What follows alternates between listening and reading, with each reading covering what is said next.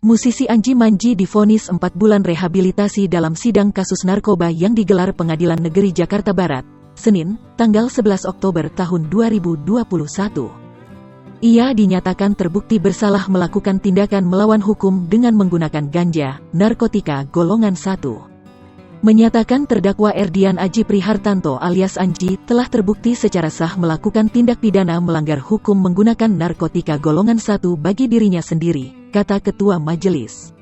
Hakim menjatuhkan pidana terhadap terdakwa Erdian Aji Prihartanto alias Anji dengan menjalani rehabilitasi rawat inap di Rumah Sakit Ketergantungan Obat, RSKO Cibubur selama 4 bulan, tambahnya.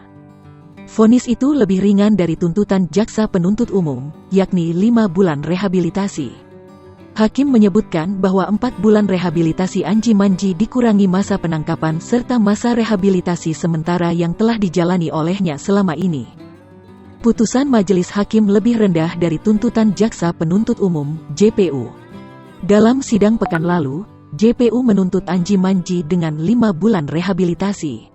Diberitakan sebelumnya, Anji ex-Drive ditangkap petugas Satres Narkoba Polres Metro Jakarta Barat, di studionya di kawasan Cibubur, Jakarta Timur, Jumat tanggal 11 Juni tahun 2021, pukul 19.30 waktu Indonesia Barat.